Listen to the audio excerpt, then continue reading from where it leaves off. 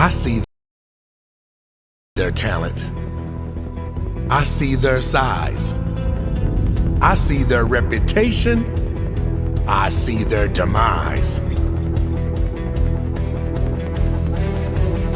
I don't care who the biggest fish in the pond is. I'm a whole nother animal. I'm a completely different beast. If the crocodile is the biggest fish in the pond, I'm the crocodile hunter. If the shark is the biggest beast in the sea, I'm the beast the shark could never be. I don't care who they throw at me, I am ready. I've been working for this moment, and I am ready for my opponent. When he looks into my eyes, he will know what time it is. It's time for war. When he looks into my eyes, he will know who the king of the jungle is. He will see the beast in me, the relentless beast. The one that will not stop, will not back down, will not settle for anything less than first place. You see, talent doesn't scare me. Size doesn't scare me, nor reputation. Because I know the winner is simply the one that wants it more than the other. The winner is the one with the biggest heart on the day. The greater courage on the day. The one willing to get up one more time before his opponent. The beast in me knows no fear. The beast knows only how to fight. Fight for the top spot. Fight for my purpose. Fight for my family. And fight for my legacy. This beast is ready. I have prepared for victory and nothing less.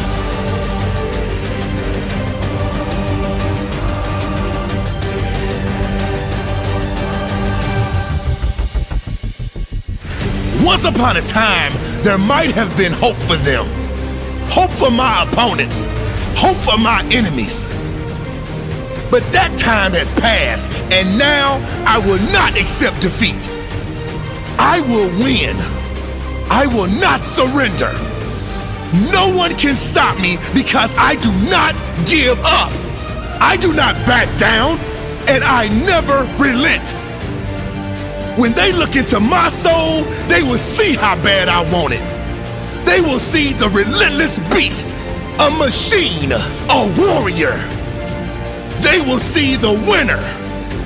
I feel no pain. I feel no fear. I feel nothing but the desire to win. Today, I win.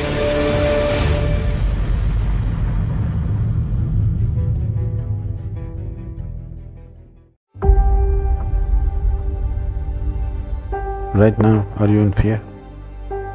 Right now. Every moment of your life you're in fear? No. You will overcome that fear. But the hard part is, you gotta take that first step. I am deeply motivated by fear. The fear, by the way, is not a conspiracy. That shit is real. Everybody like, oh, fear ain't real. Yeah, well, it's easy for you to say. You ain't got any this second. You face your fears, you become the person you want to be.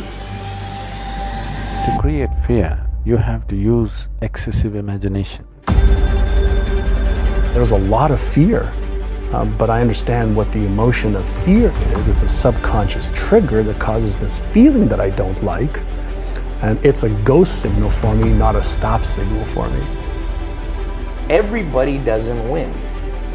And the sooner you wake up to that biology is ruthless, man, then you get a little fear in you. And when you get a little fear in you, you start listening. Because if you're truly afraid, you listen. Let a little fear come in and drive you and motivate you. My first time I talked, I literally went up and blanked out. If you're afraid of pull-ups, do pull-ups. If you're in squats, do squats. If you're afraid of public speaking, go speak in public. Face your fear. It's hard, it's an uphill battle, but I know you can do it. Whatever it is that you want to do right now in your life, but you've been sitting on the fence waiting, doubting yourself because you are letting fear control you, just do it. You ain't going to be nowhere until you start taking the first step. Fear is always going to be there. Give yourself the power, and the more you face your fears, the more powerful you become. Champions are made in these moments. Because it took me 2 years to get over the fear. It took me 2 years to get over the anxiety. It took me 2 years to finally say, Goliath, here I come. Always something. You will never ever have a problem-free moment in life. Goliath, you might be taller than me, you might be bigger than me, you might be stronger than me, but I'm coming. Working on yourself, watching that inner dialogue, it will determine the quality of your life. But I want you to know tonight that we will get to the promised land.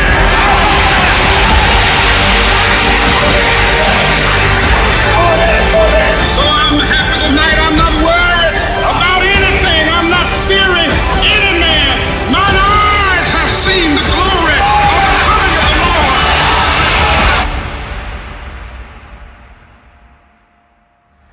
I'd rather give everything I got. I'd rather put in work, and I'd rather die trying.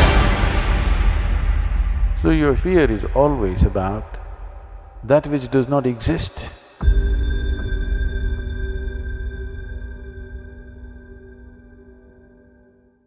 As Helen Keller said, avoiding danger is no safer in the long run than outright exposure. The fearful are caught as often as the bold. So if you know that you're at risk no matter what you do, then you might as well be one of the bold, because the bold are the ones that get the thing that they're putting themselves at risk for. But if you're being timid, if you're standing back, and you're still likely to get caught, called out, lose, fail, be embarrassed, and you don't have the potential upside, then there's no advantage to being in that state. Fear begets fear. The more that you give into that, the less that you're willing to be bold, the less that you're willing to step out. Every moment that you spend hidden, pulled back in, afraid, that fear begins to magnify, that fear begins to feed itself. It gets in a loop. And that's when it becomes this indomitable force. And then suddenly the very thing that you're fighting against is simply the overwhelming amount of fear, which never would have become overwhelming if you had simply acted as if you were bold. At some point, that's it. You just have to strike. You just have to get up and take action. And it isn't that either one is safe. I'm not saying that being bold won't come with its price. It will. And that price may be extraordinary, but it will be no more extraordinary. In fact, I'll say it will be less than if you allow the fear to feed on itself, because just as the fear begins to reinforce, being bold begins to reinforce. One bold move stacks on the next, and suddenly, as your life progresses and you try more things and you fail and you learn and you get up and you grow stronger, you look back on your life. And even just 10 years ago, you can't recognize who you are. That is the process of taking risk. That's the benefit of being bold and striking out. You will adapt. You will grow in either direction. Do you want to adapt to fear? Or do you want to adapt to growth, to change, to pursuit, to being bold? And as Marie Curie said, we must believe that we are gifted for something, and that this thing, at whatever cost, must be attained. And that's how you get bold. That's how you take that first move. You choose to believe that in you is the ability to do something. And even if the only ability you can allow yourself to believe in is that you can learn, that's enough. That's enough to give you the impetus to take that first step, to say, I don't know this now, but I can learn this, and I'm going to take that first terrifying step in the knowledge that it's the step that educates, and that one step teaches me something that allows me to take step 2, and then 3, and so on and so forth. And sometimes there might be something even more. You might recognize in you something that you're already good at, something that you can build on, a strength that you can begin to magnify and go out. But that's where all of your energy should be on, the things that you can do, you can learn, you are good at. You're willing to go and push yourself to grow and get better at that thing. Put all of your energy there. Don't spend your time thinking about what might go wrong. Instead, think about why it must happen. Why does it matter to you? Why do you care enough to put yourself through this? Why are you stepping out? Why are you being bold? What is it that matters to you? Once you have that thing, that is the one gift. If I could just give, I would give, but I can't. It must be earned. You have to earn what you want. You have to know what it is. You have to do the work to find that thing, that interest, to turn it into a raging inferno of must have. That thing that at no matter the cost, you're going to attain. When you have that, you will find all of a sudden actions are easy. What becomes hard is stopping yourself. So put yourself in that position where momentum is the default. You will always be left with what you came here with, which is the passionate blueprint of your authentic self-expression found in your heart, my man. That is the journey. The journey isn't to stack your bank account or to stack toys. That's the lie. That's what we've been fed. That's what we've been told. That is a byproduct of one of two things. Either lying to yourself and lying to the world and sacrificing your soul so that you can have those things, hoping that they will bring you joy and pleasure, or living authentically. And when you live authentically, those things will either be added to you because that's a part of your path, or they won't. And you got to be okay with that. Because if you're focused on the outcome rather than the journey, rather than the art, rather than the self-expression, the poetry, the authoring of your own life, being the authority of your own life. So you made your bed, now you gotta sleep in it. Just be okay with that. Take responsibility for that. Don't feel sorry for yourself. Feel empowered by the fact that you are a creator in your life. You're a manifester of circumstances. You did something and you made something happen. Every moment comes with its yin and yang. Every moment comes with its light and dark. Every moment comes with its good and evil. The idea is to be fully present in the moment so that you can experience it all in its rawness, in its intensity, in its purpose. Each moment, its purpose is itself. We're not needing to do anything more. We're needing to get out of the way and let our truth shine through. Always go to virtues. Always go to character. Always go to who you're not being or who you're being. When you're ready to be great, greatness shows up in front of your eyes. Open up to your intuition, open up to your higher consciousness, open up to your truth, and stop letting fear-based consciousness based on past shit keep you stuck, bro. You gotta breathe.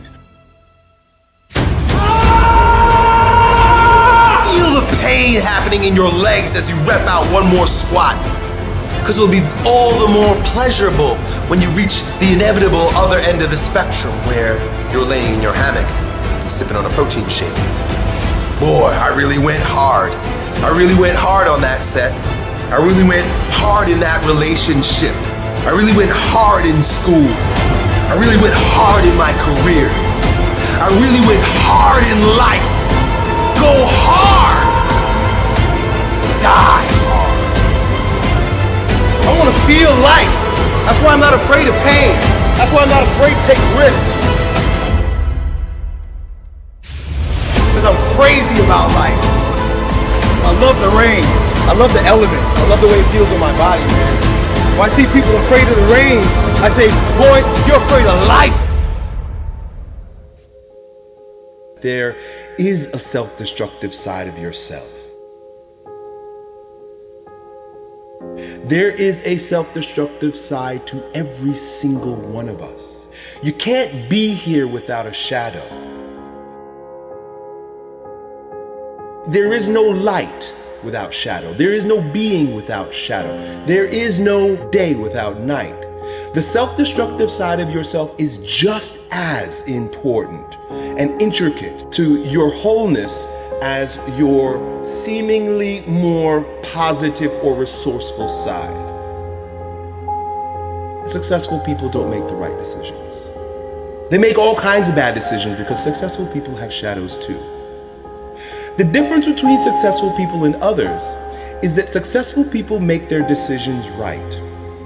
And making your decision right begins with taking full responsibility, ownership, and loving your destructive side, your shadow side. Making the right decision isn't about fixing yourself or remedying the problem. It is about self-acceptance first. When you can fully accept your shadow and all the things in them, they no longer manipulate you from the dark side, from your ignorance, from your unconscious. When I make this decision and I get this result, what is God trying to show me? What is my inner being trying to reveal to me? What part of myself have I denied and now is manipulating me from the underworld? Your shadows, your destructive side, those things that you have shoved down in your deep, dark unconscious, oftentimes contain the greatest gifts you've been given. You think yourself as a loser. You really do. That's why you can't win. Oh, I don't feel so good today. Get your lazy, sick ass up out of bed. Take those very things that you've been resisting. Look at them, question them, look at them from multiple different angles, and then integrate it into your wisdom, into your being.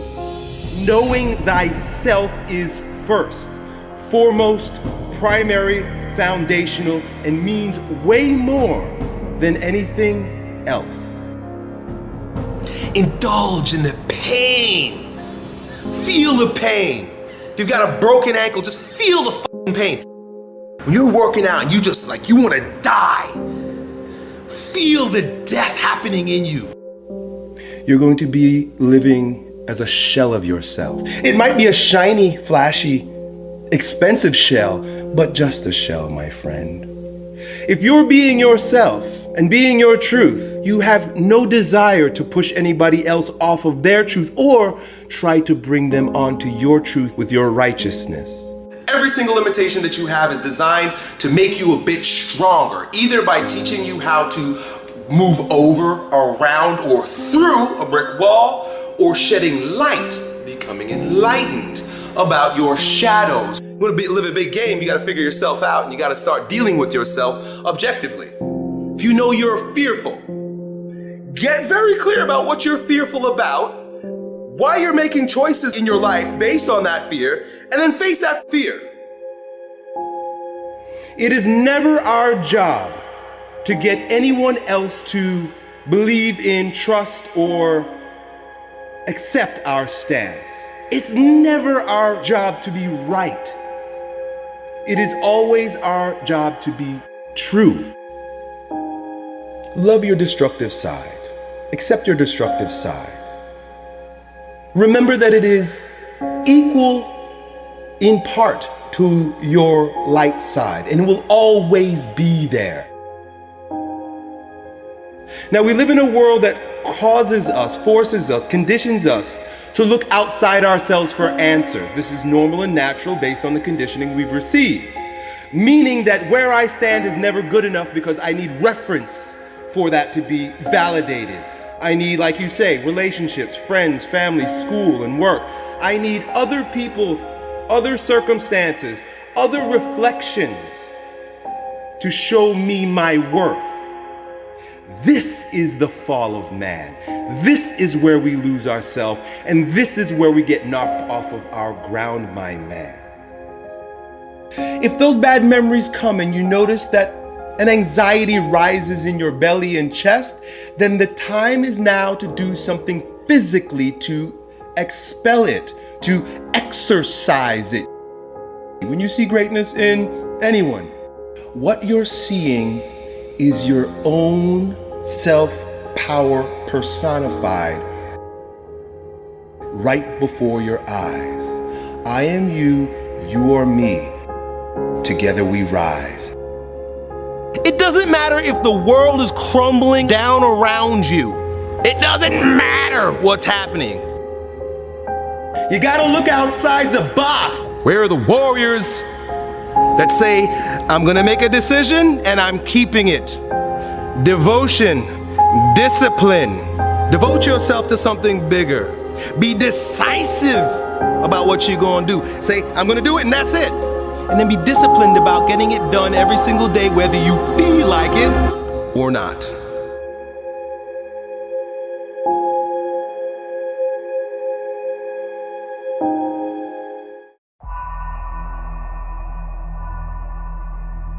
There comes a time in life, more often than not for most of you, where you've got to deal with pain, with tough times, with heartache. These times are designed to make or break you. When something bad happens in life, our common response is to ask questions like, why me? Why do bad things always happen to good people? Now, I'd love to tell you that pain won't come in your life, but I can't. I'd love to tell you that you can go through life without disappointment, but I can't. Now, I'd love to tell you that you'll go through life without any heartache, but I can't.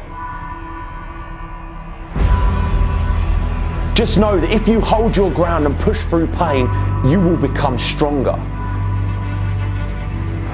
Diamonds ain't formed on soft sandy beach somewhere. They're formed in the toughest, most intense, most dangerous place on earth.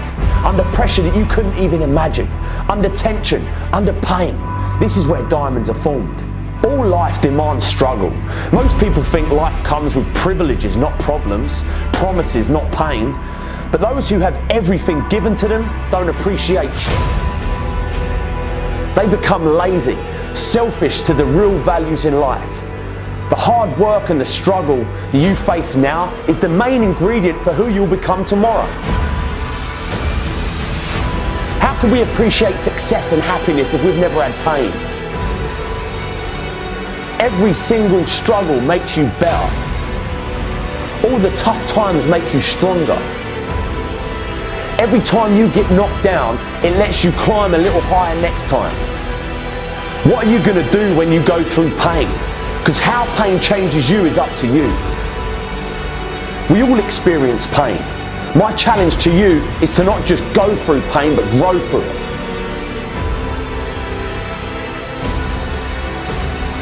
Pain is there to make you better. Without struggle, there can be no victory. And let me tell you, when you've been through pain, when you fought for where you are, you ain't gonna let anyone take away what you got. When you've earned it and paid your dues and suffered and failed, been hurt and been down, and you get back up. When pain and struggle comes to face you again, you look it in the face and stand it down. Because you've been through too much. You're too strong now. Everything that has happened to you up until this point has made you who you are. And it will continue to mold you into who you will be. All pain, all the sacrifice, all the heartache, all the criticism is always going to be there. But you've got to go through it. You've got to go out and you've got to make moves to make change. Believe you can. Tell yourself you're the person you want to be. And even though from an outside perspective you ain't, just believe it. This will fill you with confidence and you'll start carrying yourself differently. You'll start looking at the world differently. You'll start talking differently, walking differently, because you ain't no longer the person you are. You're the person you've always wanted to be. But you've got to believe in you. So believe. I'm going to lose weight. I'm going to get a new job. I'm going to spend more time with my family. I'm going to stop smoking. I'm going to stop drinking. I'm going to leave this abusive relationship.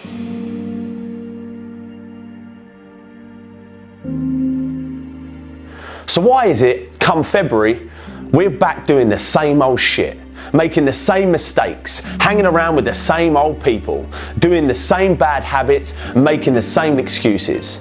This happens every single year, and I'm telling you now, if you don't want to fall into the same old trap that you do every year, then you need to change something else before all that other shit that you put on your resolution list. You need to change your mind. You need to change the way you think, the way you look at the world, the way you look at problems. You've got to change what you believe is possible. Without the correct mindset and belief about what you're capable of or what you will have, you'll have no chance of following through on any of your New Year's resolutions. This year will be the same as last year if you don't change your mind. This will be your year. Don't let what's happened to you up until this point define what happens from this point on. All the shit that you've been through in life, all the pain, all the darkness. You have the power to change it from this day forward, but you have to change your mind. Let this be the year where you get up off the ground, out the dirt. Let this be the year that you get the passion for life that you've never had before. A year like no other. But a new year means nothing without a new mind. If you always do what you've always done, you'll always get what you've always got.